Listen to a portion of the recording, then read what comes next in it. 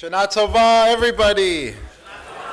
Here for the second day. It was one sunny afternoon in Park Slope that Shlomo and Izzy, two old friends, meet for the first time in years after exchanging all their usual pleasantries. They sit on the bench to schmooze a little bit.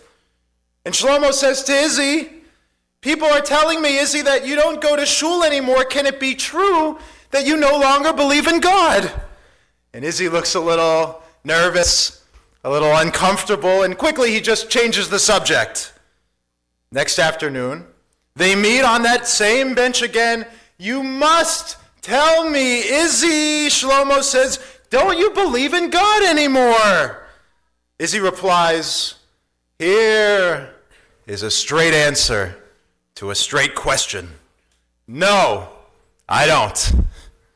Shlomo looks confused, and he asks, "Okay, fine, I get it, but why didn't you just tell me that yesterday?" And Izzy, deeply shocked, exclaims, "God forbid, on Shabbos?"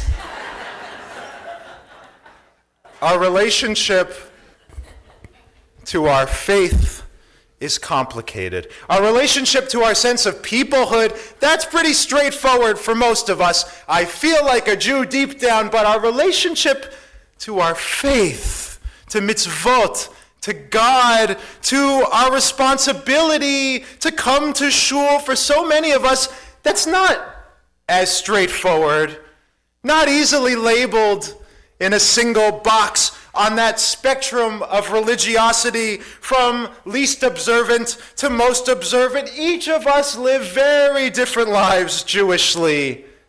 We know that.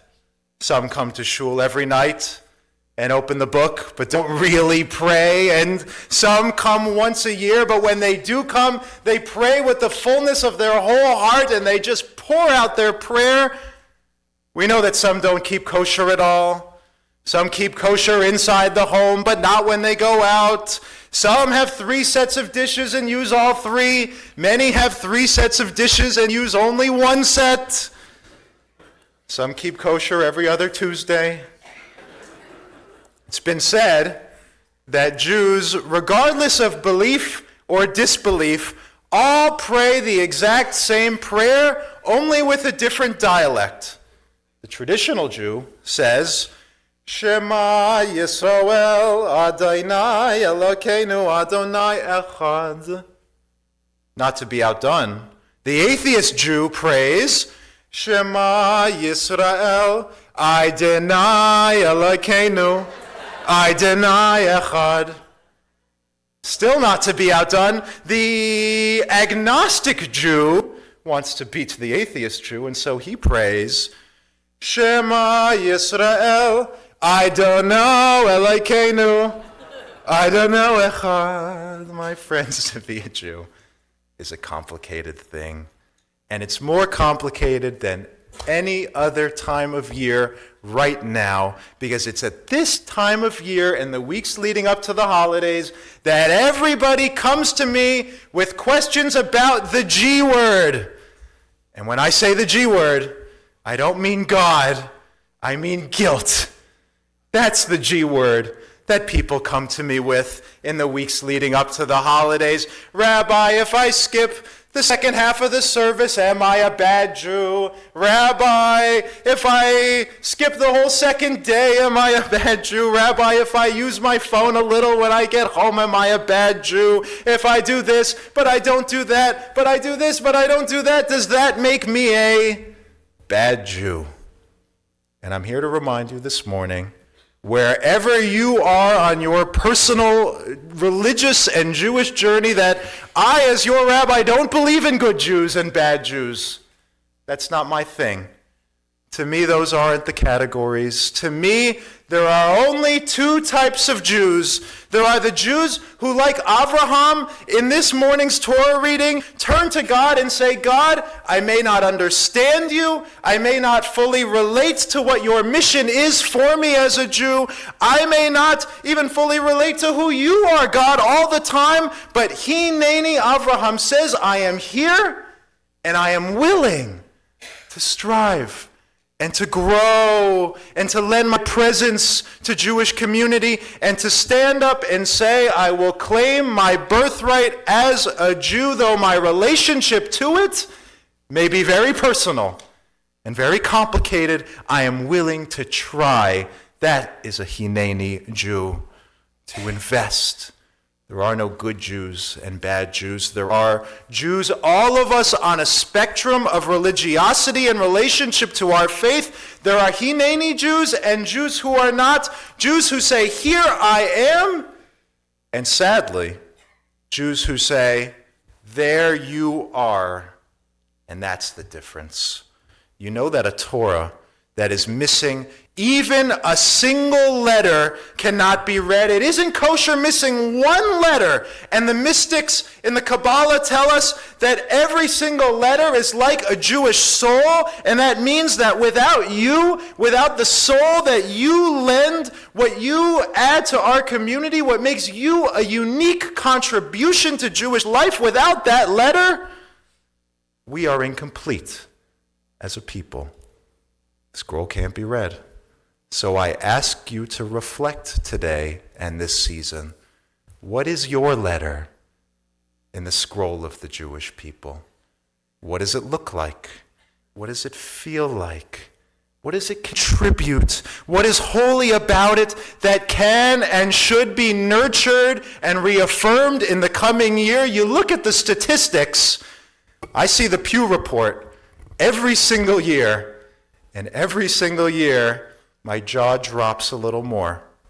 It's sad to know, very sad to know, that too many Jews on Long Island are simply comfortable with their letter, missing completely from the scroll of our people. I learned this year from the Pew report that 30% of the Jews of Long Island are connected to a synagogue community. And that means, if you do the math, that 7 out of 10 of the Jews who you meet walking around at Bagel Boss, wherever it may be, though they may feel Jewish deep down, are not willing to invest and add their unique Jewish soul to the community at large. That means that 70% of the Jews, probably more, did not feel the power, the call of this sacred season enough to get up and walk into a synagogue and say, Hineni, I may not understand all the prayers, I may not keep all the laws, I may not relate to the prayers, I may not speak a word of Hebrew, but even still, here I am. You who came here are in the minority. And in addition to feeling proud of that fact, it should and must be a wake-up call for all of us as a community, as a people, as a generation, because it's not just Judaism. An amazing study was conducted this year where they learned for the first time in all of American history, the largest single group of religious observers in the United States has changed. Used to be Catholic. You know what the largest single group is by percentage? For the first time ever in 2024, when asked, what religious group are you a part of? For the first time ever, the single largest group of responders responded, none. And I don't mean the old ladies with the rulers. I mean none. Nothing. Zippo. That's become the largest group. They may be spiritual, they may be well-read, they may be nice people, they may be good, ethical, moral people, but investment in a community of faith, investment in a shared sense of purpose and destiny, religiously speaking, investment in being a part of something greater than yourself, to that they say, none. You know the greatest punishment in the Torah? It's not the death penalty. That's pretty amazing. That the greatest punishment in the Torah is not the death penalty, it's karet. It's being separated. It's being removed from the community. Today, Americans and Jews are embracing that distance from religious community like never before. They are content being none. And so, why are we here? What is it that we do here, day in and day out, that is so worth investing in? Why is it that despite these trends that I, as a younger rabbi, read every single year, it seems getting worse and worse, still I wake up and do everything in my power to try to push against that tendency to try to stop our holy Jewish brothers and sisters from saying, I'm just a nun? I'll share with you why I think it matters more than anything in the world, knowing that there are as many answers to that question of why we're here, probably as many answers as there are people in the room. Some people come here, holidays, on a Shabbat, only because of family. Anyone here, raise your hand if you're here only because your family dragged you here. No, just kidding. Don't do that. You're going to upset your mother. My parents are here. I shouldn't raise my hand, right? People come to shul only as a way of honoring their parents, only as a way of honoring their grandparents, some who are still alive, some who have passed, many of whom have struggled and faced persecution and challenges. I spoke about many of them yesterday, and yet stood by their Yiddishkeit even when things were unbearably difficult. And people who come here on a Shabbat or a holiday just to honor them and what they stood for, even if your own relationship to Judaism is a little shaky or a little questionable, that's no small thing. Don't feel like a bad Jew if you come only for that reason.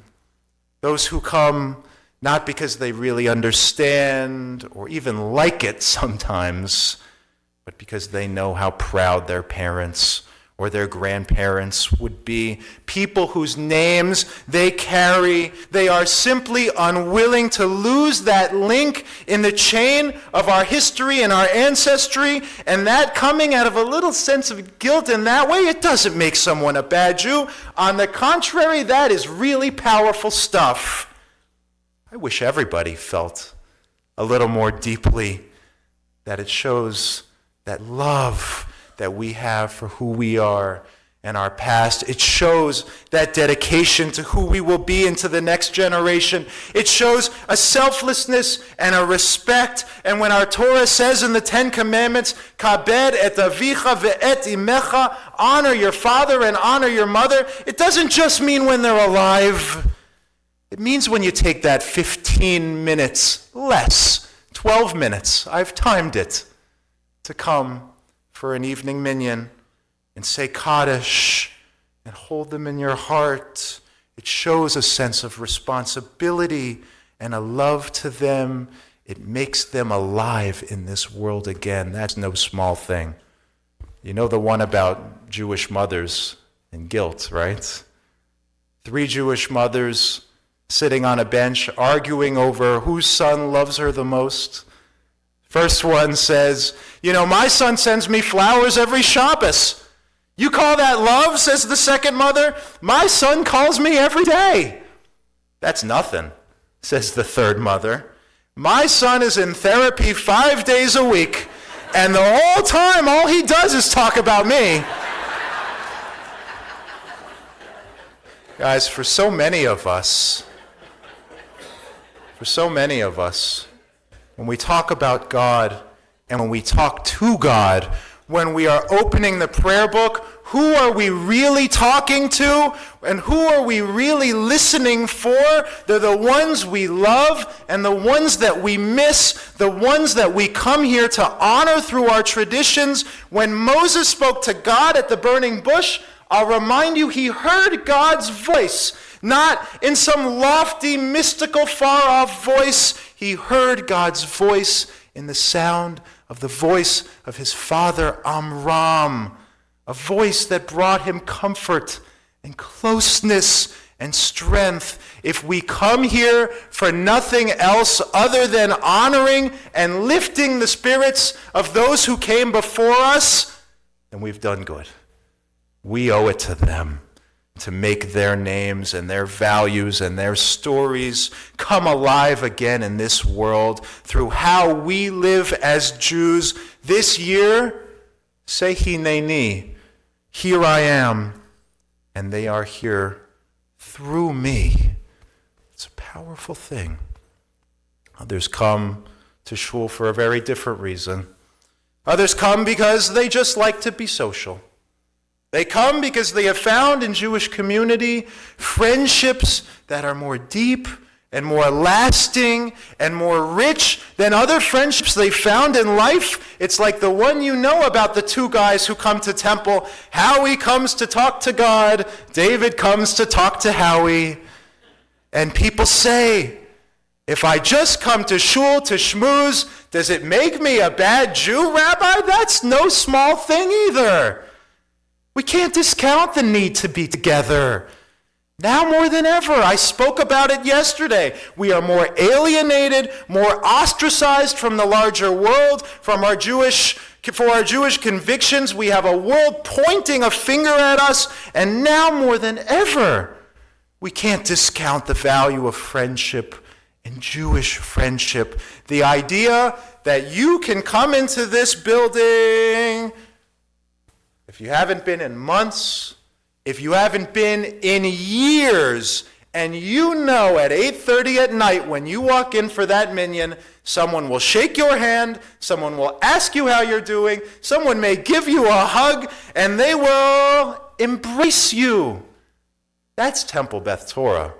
That's who we are. That's what makes this place special when you look at all the synagogues in our area, and that means a lot, a whole heck of a lot, in a world where psychologists are telling us that of all the things that have eroded in modern life, yeah, our civility, that's gone out the window, and our humility, not so much, and friendship, real, lasting, deep friendship has been downgraded for far too many from a twice-a-year visit to a twice-a-year phone call to a once-a-year phone call to a once-a-year text to a once-a-year like on a Facebook page to nothing at all. Judaism, Jewish community, remind us how we must cherish the value of true and lasting and dedicated friendship. The Talmud says, O chavruta, O metuta, give me friendship or give me death.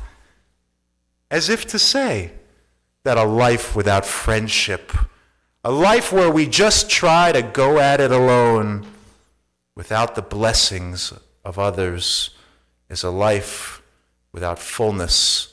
It's no life at all. I got to tell you, we have social events here all throughout the year. We have a blessing of the pets in the sukkah coming up. We have a Simchat Torah celebration. We're drinking sake in the sukkah this year. We have a Hanukkah party. We have a Purim party. We have Friday night dinners. We have so much going on here all year round. And I call people and I email people and I say, come. You should come. And they say to me, no, I'm not coming.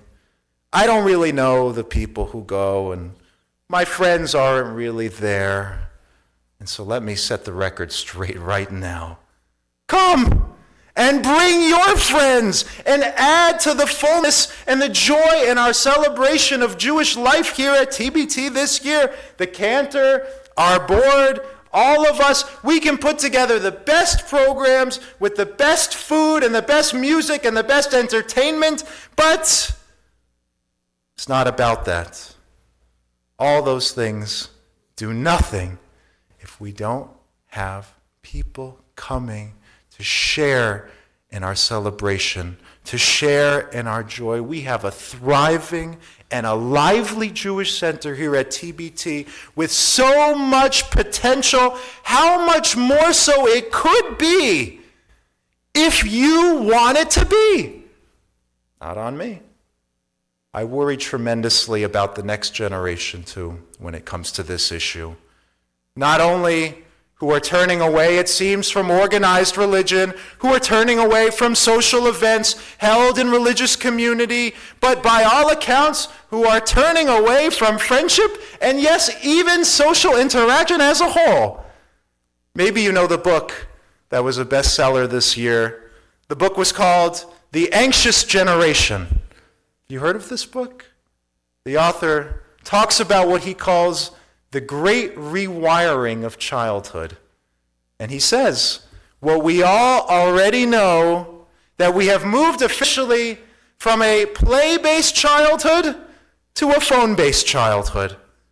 That our formative moments, which are spent together, whether for the good or the not so good, and all of that learning that can only happen face-to-face is being replaced by too many hours of the day, too many years of a childhood, too many of the most important formative moments, not the light in the smile of a friend, but that dim light of a phone being scrolled up and down as mindless videos play.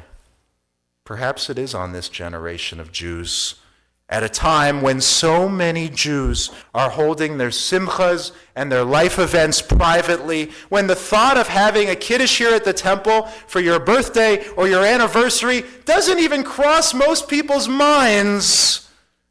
Perhaps it is on us now to think long and hard about what is lost when we make our Judaism and our lives so private, when we try to make our Judaism like a Netflix subscription where I just get it on my terms whenever I want it, and it's all about me and has nothing to do with all of you. Perhaps it is on us to try as we might to reclaim the synagogue as a social center, as a place for Jewish friendship to grow once more. Can we be the ones who say, Hineni, I am here in 5785, and my life is more full with you, my fellow Jews, in it.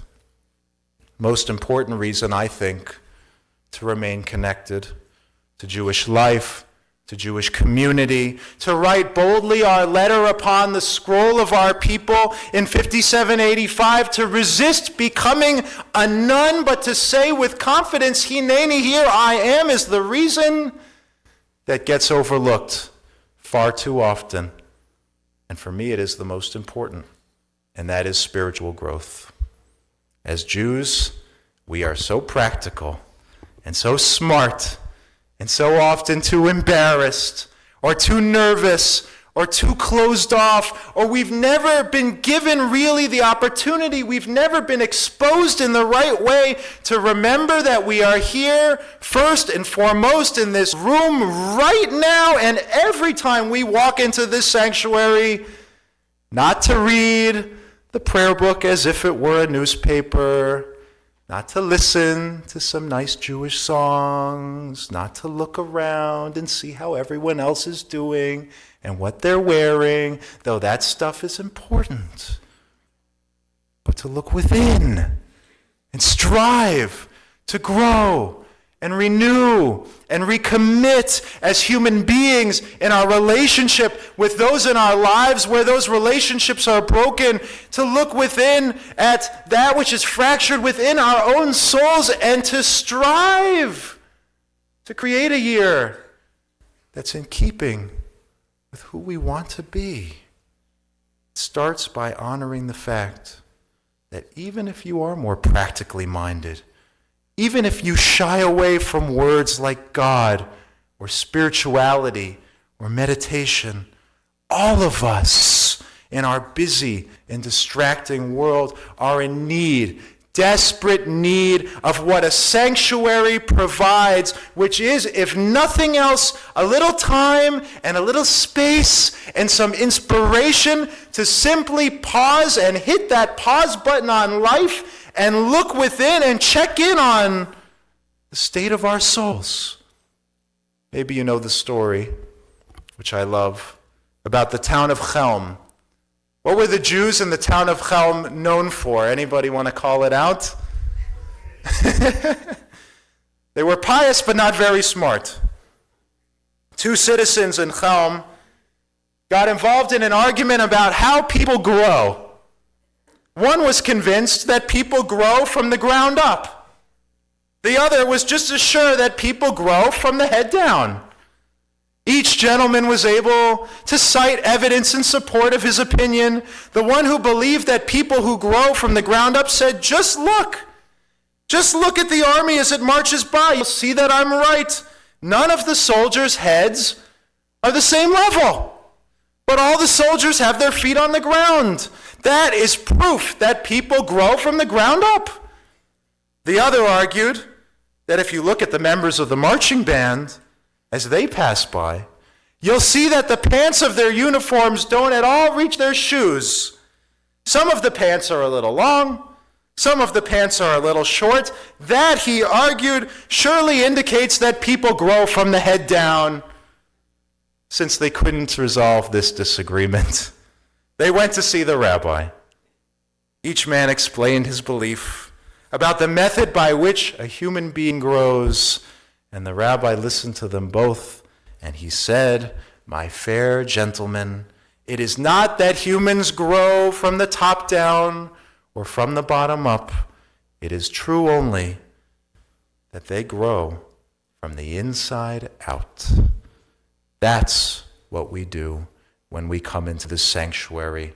We set some time aside in our lives. We make a habit in our lives, if we come here regularly, of growing from the inside out. And in a world where the shelves of self-help books at Barnes & Noble are just endless, in a world where you can wake up on Rosh HaShanah or on Yom Kippur and go to a yoga class or listen to a spirituality podcast, it means everything to me to remind you right now, when I have a good captive audience, that while those things are nice, and while those things may help you in life, and they may be deep, and they may be profound, it means everything to remind you that what we do here is not just read some Hebrew poetry or listen to some nice Hebrew songs, but strive to feel the power of thousands of years of the Jewish soul reaching to grow in character ever higher, and thousands of years of rabbinic minds, the greatest minds that ever were on this earth, discussing and debating what is ultimately the most important question: what is the meaning and purpose of my life? How can I make the most of the days that 5785 will provide? How can I really live, and live in a way that's profound? Can I add my conversation to that Jewish voice? How can those voices inspire us this year? In so many ways, that's what this is all about. And if you walk out of the sanctuary today, the same person who walked in with no desire to take that time to really reflect, you have what to consider. Take it from a self-proclaimed Jew-boo who studied philosophy and Eastern religion and everything under the sun before moving to Israel and then returning to Jewish life. I think it's sad that so many Jews turn everywhere else for inspiration on how to live a good life, when all they really need to do, all we need to do really, is begin to come home again to who we really are, who we are here in our hearts.